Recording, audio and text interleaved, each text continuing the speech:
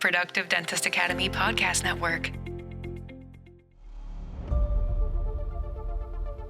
Welcome to the Everyday Practices Dental Podcast. I'm Reagan Robertson, and my co-host, Dr. Chad Johnson, Dr. Maggie Augustyn, and I are on a mission to share the stories of everyday dentists who generate extraordinary results using practical, proven methods you can take into your own dental practice. If you are ready to reclaim your time so you can focus on great patient care without sacrificing yourself along the way, buckle up and listen in. I think about sitting in the dental chair, for example, and I think about the time when I was nodding my head yes and telling the doctor I was going to go through with treatment, and in my head it was a definite no. There was if this CIA officer was looking at me, he probably could have freeze framed me and explained, her body language is saying this, but her words are saying this, like there must be a disconnect. Did you know that manipulation and motivation are two sides of the same coin? How do you know if you're manipulating somebody or you're motivating somebody? That was the question posed on Diary of a CEO podcast, which is a little podcast that I listen to. I'm a fervent podcast listener, as I am podcast host. And I asked my faithful, talented, brilliant co-hosts, Dr. Chad Johnson and Maggie Augustyn, if they would give this podcast a listen, moments 207 on Diary of a CEO, on this topic, and then let us have a react to it. And they obliged kindly because they're the best of friends. And we're here to dive into this and discuss this and how it shows up in the dental world. Maggie and Chad, hi. Hello. How you been? I'm doing great. And when it comes to this idea of motivating and manipulating, I mean, yes, of course, it's present in the dental world. It's interesting. Maybe it's even present as we're, considering treatment planning with our patients. But we're also personally affected by it in our personal lives, right? How does it play out? They do a short stint about lying about whether or not we're being lied to, and then they talk about teaching how to lie. What did you think about that, Chad? First off, in general, I didn't know what to make of the episode much. I think my awareness of that is really low. So, but what I thought about, he did mention that they need to have liars in the first place for the best CIA, um, manipulators or whatever, that they need to be inherent liars in the first place to be able to get them to be better liars. And so that's one thing that I picked up on was that, it's just like, well, not everyone's good at this. And the people who are all fidgety and stuff like that, they're easy to tell, but you almost have to get to know people and ask questions and know what their baseline norm is. It's almost like with us taking blood pressures when we don't need it. So that way, when we do need it, we can tell that things are off, that a lot of people don't get to see, but that's a tangible thing where we're checking physiologically into people with their pulse and their blood pressure and stuff like that to be able to see, like what's normal. So that way you can tell when it's deviated from normal. Right. So what they're saying is you can't really tell if somebody is lying by just looking at them. Right. You have to kind of know them to then figure out whether they're lying and compare it to their baseline behavior. Like this idea of, well, if you're looking to the left, that means that you're engaging the creative part of your brain, and that must mean that you're lying. What they're saying is that in the Western culture, we have a timeline that goes from left to right. And if you're thinking back to past events, the reason why you're looking to the left is because timeline starts in the left. So if you're thinking back to your childhood, your eyes are going to go to the left because you're thinking in the way that the timeline is that's how we understand time, right? Starting in the left and going to the right. Reagan, what was it about this podcast that got you magnetized? Because you and I talked about it a little bit, and I mean, my juices were flowing right when you and I started talking about it. Well, for context, it's Stephen Bartlett, who's interviewing former covert CIA officer, like what CIA officer, by the way, isn't covert? I would assume they're all covert. Andrew Bustamante, I think is how you say his last name. I've actually seen him all over TikToks and social media in little viral clips and didn't realize because it wasn't a video podcast that I was listening to that that's the gentleman. So if you Google him, you will likely have seen him come up in your reels or whatnot. And what immediately gra- what grabbed my attention was this concept that motivation and manipulation are part of the same strategies. So and so for me, it really came down to intent. What is your intent to deceive or to or to inspire? And I thought that was a really I haven't heard it presented that way before. And I thought that his RICE acronym was extremely easy to understand. And I was able to apply it in my own life to how I use it. And it made me think deeper. Wait a minute. RICE acronym for the listeners. Why don't we share what we learned? that that got a laugh. Right? Wait a minute. Those are the 4 areas that you can tap into in order to, influence somebody to do what it is that you want them to do, and I think lying was the precursor to that, because if you are manipulating or if you're being covert, it sounds to me like you're gonna use this acronym, in a sort of devious way, and not to skip over the lying portion of it though, Maggie, I was quite surprised when he was talking about eye movement, and you can't always tell, by somebody's eye movement. That blew my mind as well, and then, also, the watching for disruptions in patterns, like if the body language is showing up super confident, but the way someone's speaking does not show up confident, those are some of the ways, and I think about sitting in the dental chair, for example, and I think about the time when I was nodding my head yes and telling the doctor I was gonna go through with treatment, and in my head it was a definite no. There was if I think if this CIA officer was looking at me, he probably could have freeze framed me and explained, her body language is saying this, but her words are saying this, like there must be a disconnect. So I think teaching people to lie, using lies in one way or another. I think everybody lies to an extent, and I think this Well, to an extent, everybody lies. doesn't every yeah, I was gonna say everybody lies, and so this acronym RICE is these 4 areas, and it's reward, ideology, coercion, and ego. And the idea is you play to one or all of these different strategies or influence levers, if you will, to appeal to that person to win honorable favor to get them to do what it is that you want them to do. And Yeah. you don't necessarily have to manipulate to involve yourself into the person's rice primaries and secondaries and stuff like that. But if because they were talking about if they themselves are going to, I want to be a good American and go vote. Well, you don't have to coerce them to go vote because they are already believing to go vote. So like your job's done. Well, and so this RICE acronym is actually used a lot in television. There's a show that I really liked, which was Madam Secretary, and one of the main characters is a CIA operator, and so they were trying to use that, and they actually named them. They were trying to get one of the people to do whatever to appeal to him to get them to work for the United States government. But what was interesting is he asked the CIA guy to rate these, right? And so which one is the most effective in getting someone to do what you want them to do? And I think before he gave the answer, I was thinking that coercion was going to be the most powerful, right? Like Really? I did like so yesterday we had Amy Wood come in to do HIPAA and cybersecurity in our office, and she talked to us about TikTok and how TikTok is recording everything, and it freaked me out. I've never had TikTok on my phone. So I'm like, great. Now everybody is listening to me. So like now, I mean, I don't have a whole lot of secrets. Most people know all my secrets.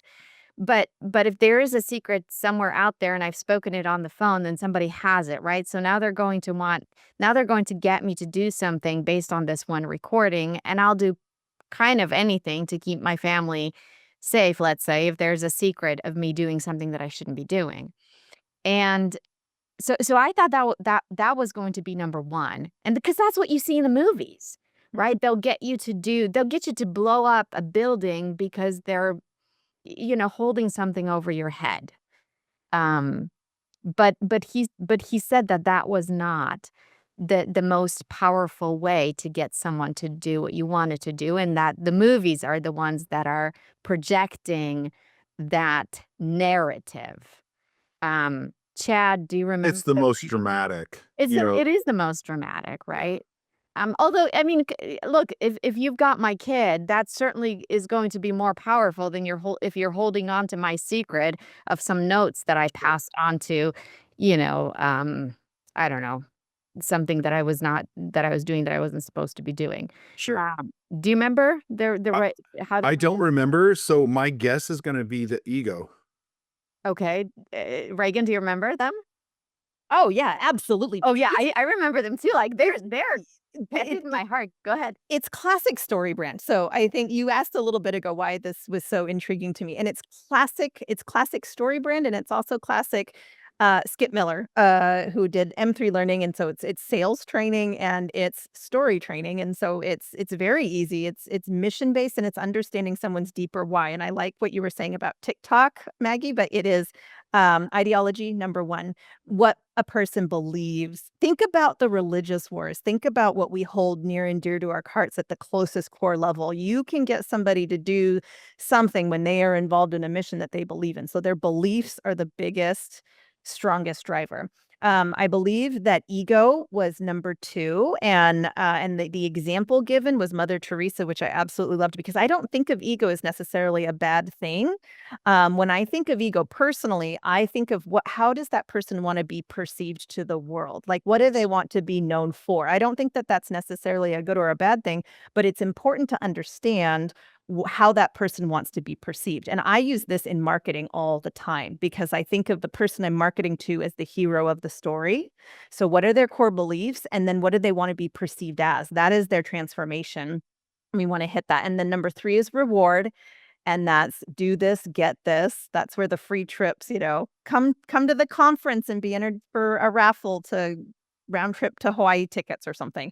That's the third. And then coercion is actually the last. And so I'm surprised that you really did think that coercion was first, but Andrew said most people in Hollywood, like they often mess it up. Yeah. But once you threaten someone to that extent with maybe the blackmail or whatever it is, you can do it once, but they're never going to trust you again. So if you've got a long-term mission, which I assume, if you're in the CIA, you probably have missions that are years long in the making, then you've got to play a much longer game. So coercion is the weakest of them.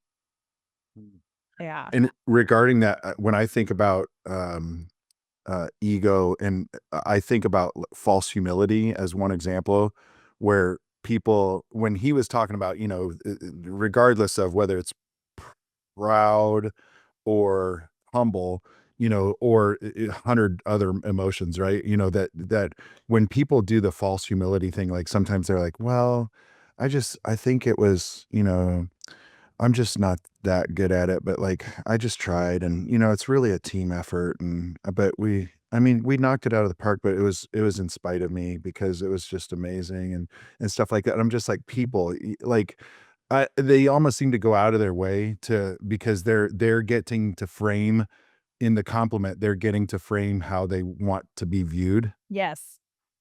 And so it goes along that Mother Teresa line, even though Mother Teresa was doing wonderful things for, the orphanage, this and that, and whatever. But then, but again, she had a view that she was portraying and wanted to be seen as doing. It wasn't hidden out of sight. I mean, Jesus in the New Testament talks about that. Don't let the left hand know what the right hand is doing. It's just like there should be a hidden nature to the goodness of what you're doing, which is also tough because when people say, for example, when they're like, churchy people don't donate as much as unchurchy people, and it's just like, no, what's recorded isn't as visible about what churchy people might do versus unchurchy people that are like, hey, I'm going to put this on my tax form. I did this and that because it's all above the board. And what's it to me? And then, but like my wife and I talk about this where it's just like, I mean, there's a lot of hidden stuff that won't get recorded about stuff that people do for other people. And, that doesn't get counted towards, if the IRS is trying to figure out who's more generous, churchy people or unchurchy people. It's just one example where I'm just like, I don't think there's some kind of bias there that actually leans it to be more neutral, in my opinion, than what reality is. So. I think it's interesting when we talk public and private. There's I don't know if Skip Miller coined the term 3 levels of why, but I pay attention to 3 levels of why. And when I'm interviewing people or developing a brand, especially, there is that public persona, which to me is the ego, is how people want to be perceived, and that's the suit that we all put on. Maggie is an enigma to me, and this particular podcast and why I brought it to you both was because in that episode, Andrew explains that there's a public life of a person, a private life of a person, and then there is a secret life. And everybody has all 3 things. I've known for years about technology, listening to people, and that things could be recorded, and it definitely puts you at a more heightened sense. And I didn't understand, though, if that's human nature to have a secret side and a private side, and then your public side, why you would hold it so closely to yourself. For example, your public life is how you look on camera. For example, if you dress up and you want to wear a suit, private life is just those few things inside that people who really know you know that you eat, you eat cookies in bed or something. And then the secret life is, maybe specific traumas that you've suffered that you don't want people to know about, something that could be considered shameful that you don't want to bring to light. And Maggie is like passionately running towards sharing private to the verge of secret, even. I would say she just is saying, I'm going to strip myself bare for the world to see. And that to me is fascinating, Maggie, that you do that. And I think my new puzzle is really asking myself what motivates a person to do that. And then I'm starting to run the RICE acronym, through me. And I think it gets back to, again, how we want to be perceived in the world and what we want to accomplish together. I think that it matters. And so when I interview people, I try to ingratiate myself and build a connection that's genuinely strong enough so I understand their private side, but not their secret side. So if I'm getting to know someone, I want to know you with the business suit off and the casual clothes on so that I can get to some of your deeper core levels of why. Because when we're developing brands, that is essential. When you talk about authentic marketing, it's essential. It matters. To me, that's where the fascia of like human connection lives. And we can build out reward systems, and we can play to the ideology and all of that in the way that we develop brands and the way that I tell stories and share messages and whatnot. But I don't want to go so far that I get into secret. And I think that's where like the CIA, they have to go there. And that's where the blackmail comes into play. And they use it for really strong reasons. And so, but in everyday life, you don't need that. I don't know. What did you think, Maggie? Secret is interesting because when you get to that place of secrecy, and he said this, you share a bond that is unbreakable, right? And to get to the secret part, you have to share something also. And that's not easy for everybody to do. And then the other part of it is that when you share something, there's a chance that you're going to get hurt. Mm-hmm. I mean, like you have to give something and then somebody can take it. And And there's a chance for coercion. Mhm. Like, there's things that I have shared with people that I haven't shared publicly, and those relationships, those friendships have really been damaged, and these people can come back and knowing what they know about me, these secrets, they can shame me while I'm on stage from the audience. Um, and I don't know, maybe that's why I'm letting out all my secrets. I don't want anybody holding anything over me, right? Like, if I let go of all my secrets, nobody can ever coerce me. I'll be free. That's like Eminem's tactic. That was in his rap lyrics that he made. That was one of his strategies was, "I'll make fun of myself. I will just share my dirty laundry myself, and then you can't use it against me." Right. Yeah, there's something very freeing. And then the other thing that I am told is that not being able to keep a secret or just airing your own dirty laundry is a trauma response that's not entirely healthy. Um, and I don't know how I feel about that. To me, letting go of the dark shadows that I have in me has been very healthy and very healing. And the healthcare providers that I have around me have confirmed that stuffing them deep inside Mhm. was less healthy than letting them go. But sharing secrets, um, I mean, it's a deeper connection than sleeping with someone. When you're able when you become that safe space for someone, and they become that safe space for you, that you're like almost, I don't know, crossing planes of consciousness and multiverse. You connect in an entirely different level. That is my experience. I don't know if the two of you, um, Well, I would liken it to that's why sexuality is one form of intimacy, but intimacy is greater than sexuality itself. And no, what you guys are saying resonates with me. I mean, that secrecy has merit or value to it, and that you're allowing that to be you have to guard that for who you're trusting, and you can't just inherently trust everyone. And when you do trust someone, there is a reward to trusting them and then them mutually keeping that trust. So, and that doesn't always work out, right? Because relationships aren't forever. no, which is why we guard secrets. Otherwise, why don't we just make everything public? And it's like, I don't know if that's healthy. I think it's up to everyone's discretion to in this world of it's an experiment, where your life gets to be an experiment where you get to test out whether you are right or wrong in the end. And it's messy because we don't know whether to trust the people that we share or don't share everything with. There could be there could be a negative consequence to not sharing and trusting with someone. Um I had a patient yesterday who came in, and I've known him for a long time as an acquaintance, and he came in and I said, "So what's your concern?" And he said, "Well, you're the dentist, tell me." And I just thought it was kind of weird because like he was guarded, and like that makes it tough, and all of a sudden the wall went up 3 bricks high. Right. And it's just like, oh, the what do you like, help me out. What do you want? Like, what's concerning you? Like, let's start at a starting point. Now, if his concern was, I don't want to bias you, take a look and tell me what you find. Fair enough, but it was just weird the way that he said it, and it did kind of, put up a wall,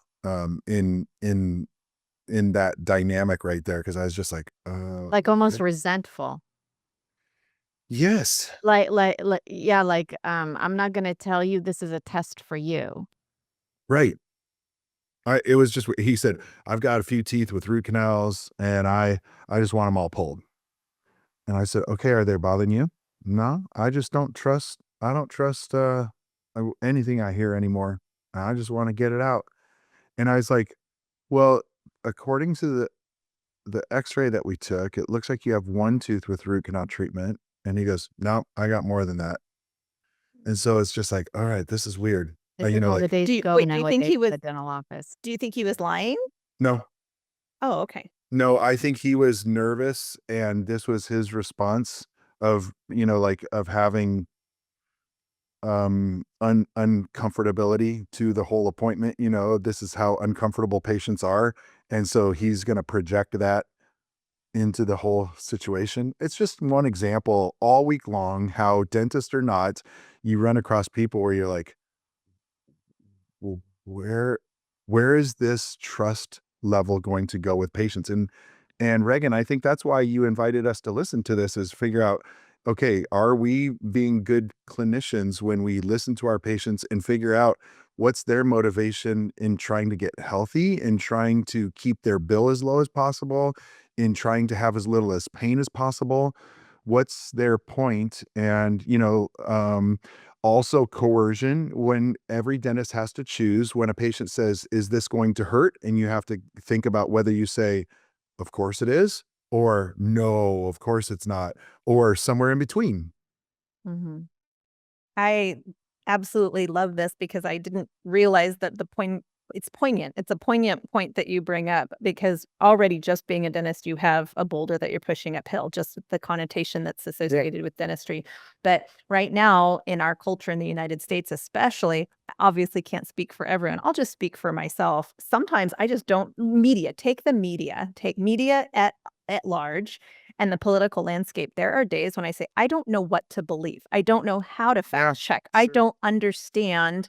And I believe that that is probably by design, that that's created that way. And so I have not before thought of when you have that subconsciously running in your head and then you start applying it to the other areas of your life, how much more difficult your job just got, in addition to it being a challenge. And yes, absolutely. How do clinicians build an authentic connection in a way that's not manipulative, but instead motivating and encouraging?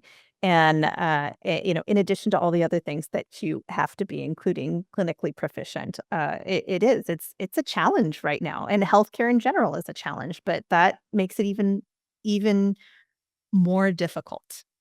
Yeah. I really hope that we have a chance to record a podcast about the challenges of being a clinician. Because on one hand, we do have to, it is our primary role and goal to look out for the health of our patient and to be compassionate. And the way that the profession presents itself, and we knew that we were going to end up in this place, we have associates that are graduating with a ton of debt. And Right. nobody on this planet can tell me, and let's talk about ego on this, right? And maybe ego is not the right term, or perhaps reward is a better term if we're going to talk about motivation. Let's talk about the motivation of the clinician as they make the decision.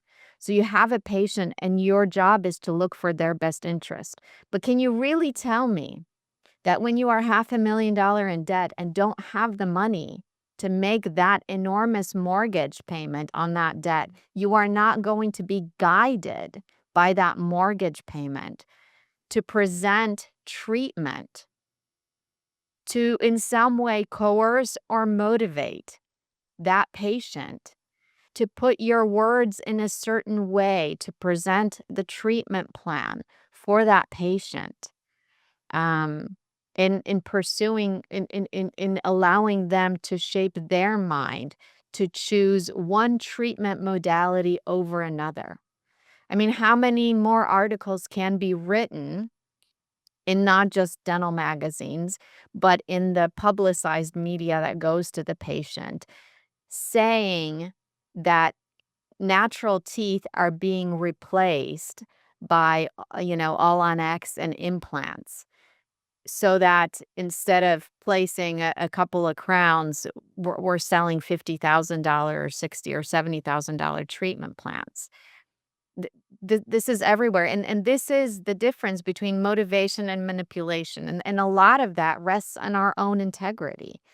but we fight that integrity because of the life that we're living also. I mean, this is such a complicated issue. This has a lot of many deep layers to it Right. because you're held to ethical standards. And so I think if I'm hearing you well, you're saying even if consciously everyone is saying, yes, we adhere to the ethical standards, we have integrity, we understand what that means, but then there might be a subconscious driver that's motivating us to think a little differently about how treatment is presented or why treatment is presented. Well, for example, everyone has signed up to get a driver's license agreeing to obey the civil and traffic laws and everything.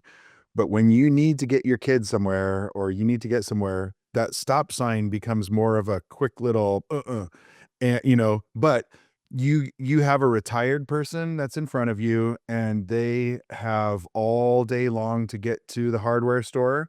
W- Oh, you are speaking my town's language right now, Thank Dad. you. Oh, Thank you. yes. It's They're always the hardware store. Yes, and they have to go 3 times a day, but, ask how I Sometimes know. 10 minutes apart, right? Yeah, exactly, ask how I know, but, they're driving 5 under the speed limit, and so, it's just like, okay, I guess we've all agreed to go the speed limit, but then we all kinda go, "Well, but I mean, it's 2 over, it's 5 over, it's 10" o whatever your number is, you know, and, you watch people in the neighborhood at times, where it's just like, "That I don't know if that quite counts as a stop," like, that's gonna need to be more stoppy next time than yieldy.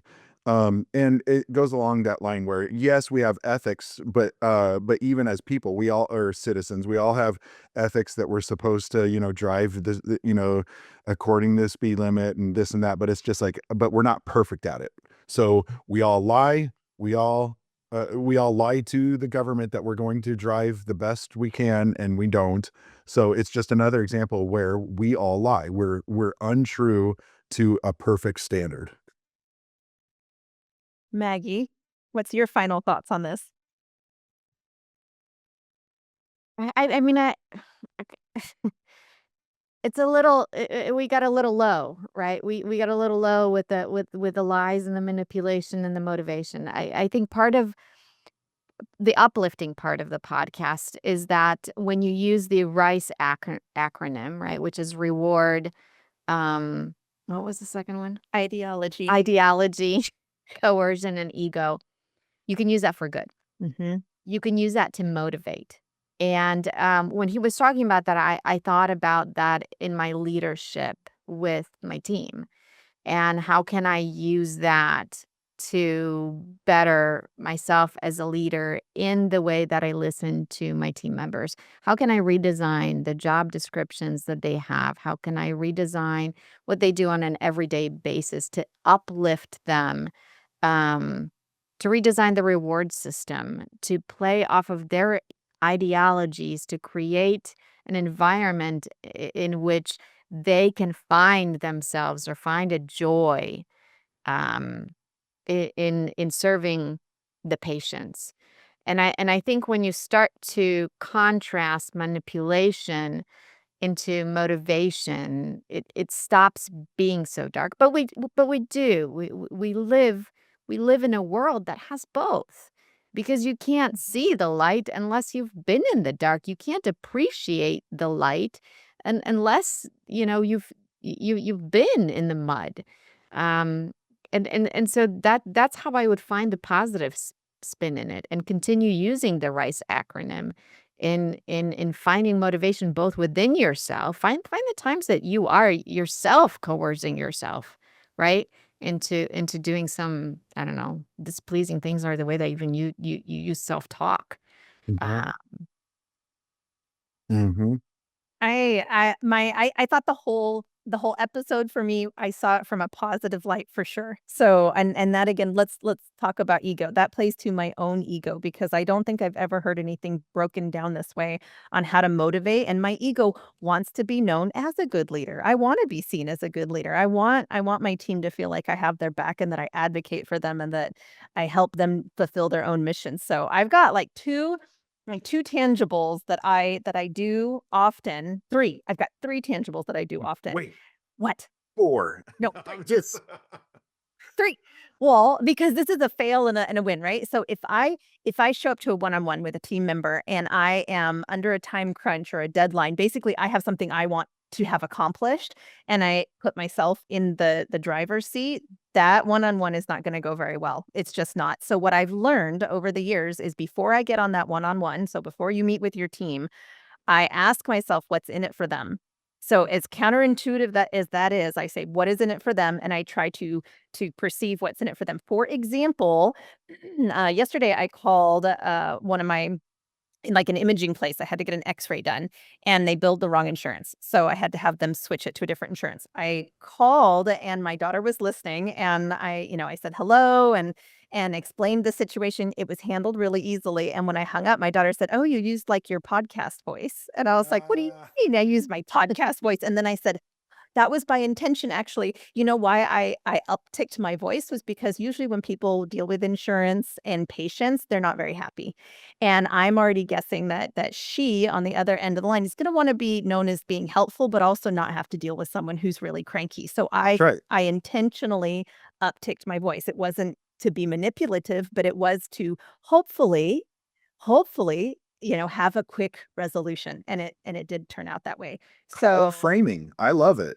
yeah, framing and mirroring, like, yeah, trying to do those elements I think are really important.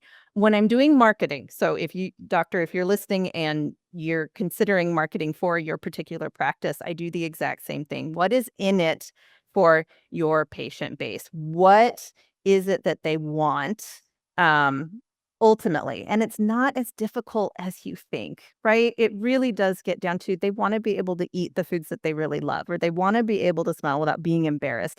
It's not that difficult, but when you understand that, that means that you're actively listening to them, and the messaging and the imagery that you use fall into place, and you're able to resonate with people really, Mhm. really easy. Well, we hope you got a lot out of this today. We hope you go check out that interview with Andrew Bustamante and let us know. Let us know if it shows up for you, if you've noticed anything about yourself and whether or not you are, you use it for motivating or manipulation or maybe both. How's it or is it being used against you? I just think it's insightful, especially for any leader listening. Thanks, everybody. Thank you for listening to another episode of Everyday Practices Podcast. It would mean the world if you can help spread the word by sharing this episode with a fellow dentist and leave us a review on iTunes or Spotify. Do you have an extraordinary story you'd like to share or feedback on how we can make this podcast even more awesome? Drop us an email at podcast@productivedentist.com. And don't forget to check out our other podcasts from Productive Dentist Academy at productivedentist.com/podcasts. See you next week.